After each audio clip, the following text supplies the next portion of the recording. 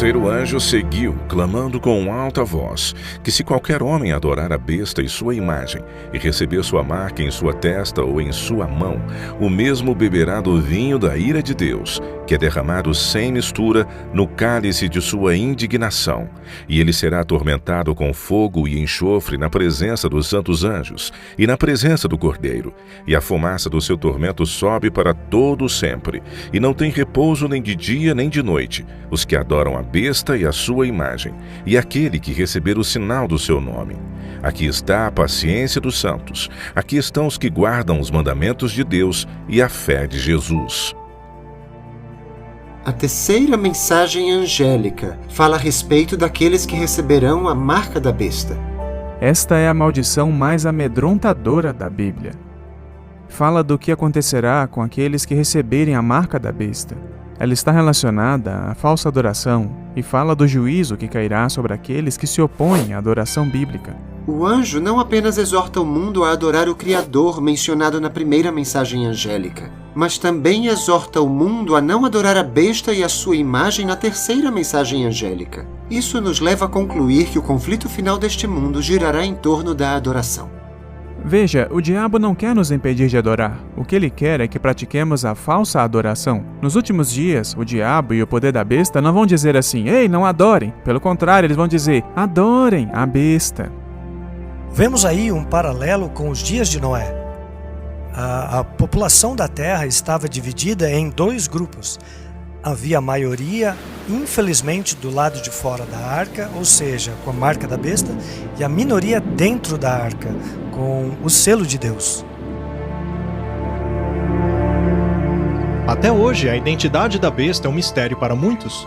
A cultura popular tem mencionado essa profecia inúmeras vezes em livros e filmes, o que tem levado muitas pessoas a todo tipo de especulação. Mas isso diminui o seu significado e enterrou a sua verdade sob uma pilha de confusão. A verdade é que sabemos exatamente o que é a marca da besta. Afinal, é por isso que Deus deu a profecia. Mas é preciso salientar que ninguém será salvo por saber o que é essa marca. Quando a última crise chegar, somente aqueles que tiverem o selo de Deus serão preservados na grande batalha. O que realmente importa é saber como receber o selo de Deus. Antes de saber o que é a marca da besta, vamos entender o que é o selo de Deus. E vi outro anjo subir do Oriente, que tinha o selo do Deus vivo, e clamou com grande voz aos 4 anjos, a quem fora dado o poder de danificar a terra e o mar, dizendo: Não danifiqueis a terra, nem o mar, nem as árvores, até que hajamos assinalado nas suas testas os servos do nosso Deus. Nos dias de Noé, ele estava selado dentro da arca. E isso simplesmente significava que ele não podia sair e ninguém podia entrar. Após terem entrado na arca, o Senhor os fechou lá dentro. A palavra fechar e selar são apresentadas como tendo o mesmo sentido nas Escrituras. Por exemplo, Deus disse a Daniel: fecha as palavras e sele o livro até o tempo do fim. Portanto, as palavras fechar e selar possuem o mesmo sentido. Quando a Bíblia diz que Deus o fechou lá dentro, é o mesmo que dizer que Deus o selou lá dentro. Noé foi selado na arca da aliança que fez com Deus e assim foi protegido do dilúvio. Eles estavam selados internamente, estavam salvos do juízo que viria sobre toda a terra. Não há nenhum tempo de angústia que já houve sobre a terra comparado em intensidade àquele que o nosso mundo ainda experimentará. A fim de passarmos por esse período de extrema provação, o povo de Deus precisa ser selado antes. E o propósito do selo é, antes de qualquer coisa, identificar aqueles que pertencem a Deus, para que assim fique claro aos anjos quem eles deverão proteger neste tempo de angústia.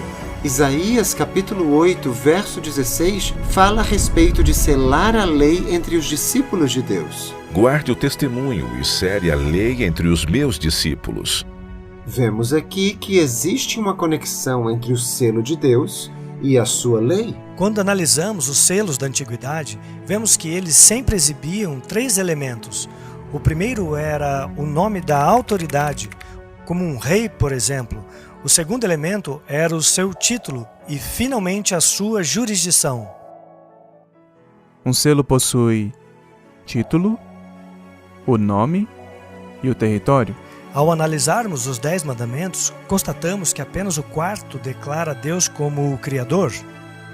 O nome e o território. Lá ele é apresentado como governante dos céus e da terra, ou seja, sua jurisdição. O selo de Deus está bem no mandamento do sábado. É algo único que identifica a quem adoramos. Assim como nos dias de Noé, entrar naquela arca representava a aceitação de toda a moralidade promovida por Deus, ou seja, dos 10 mandamentos, que é uma manifestação da vontade dele. Da mesma maneira, no tempo do fim, a aceitação do sábado indicará a aceitação de todos os requisitos morais de Deus. O selo, de acordo com a Bíblia, pode ser resumido em um mandamento apenas, o 4º mandamento, mas não porque esse mandamento seja em si mesmo um mandamento com poder salvador, mas porque este mandamento valida todo o restante da lei. Sem o 4º mandamento, todo o decálogo pode pertencer a qualquer um, mas ele foi escrito pelo Senhor, pelo Criador. E dessa maneira, toda a lei passa a ter o seu selo de autoridade. Ao guardar o sábado genuíno do 4º mandamento, estamos assim reconhecendo a autoridade do legislador do universo, e é por isso que é importante guardar o sábado. E santificai os meus sábados, para que sejam um sinal entre mim e vós, para que saibais que eu sou o Senhor vosso Deus.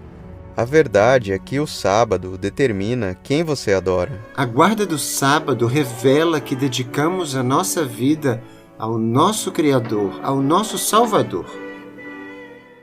Se o sábado é o sinal de Deus como Criador, a marca da besta deve ser o sinal oposto, criado por este poder para rivalizar o sábado que Deus estabeleceu. E qual o sinal que Deus estabeleceu como Criador? O sábado. Qual seria então o sinal que distingue a besta e exige adoração por parte do povo? Ora, precisa ser um outro dia? No livro de Apocalipse, a última guerra é uma guerra sobre adoração. A terceira mensagem angélica nos adverte 2 vezes que muitos adorarão a besta. Esta é uma violação do 1º mandamento, que diz: não terás outros deuses diante de mim. A terceira mensagem angélica nos adverte 2 vezes que muitos adorarão a imagem da besta, que é uma violação do 2º mandamento, que proíbe a adoração de ídolos e imagens. Somos advertidos que muitos receberão o nome da besta, o que é uma contrafação do 3º mandamento, que nos proíbe de tomar o nome de Deus em vão. E, finalmente, a terceira mensagem angélica nos adverte 2 vezes para não recebermos a marca da besta, uma contrafação do selo de Deus no 4º mandamento, que diz: lembre-se do dia de sábado para o santificar. Então, se você olhar para esse paralelo entre não ter outros deuses, o número, o nome, a imagem, e tem o sábado, que é a marca, na verdade tudo é um paralelo. Tudo gira em torno da primeira tábua dos 10 mandamentos.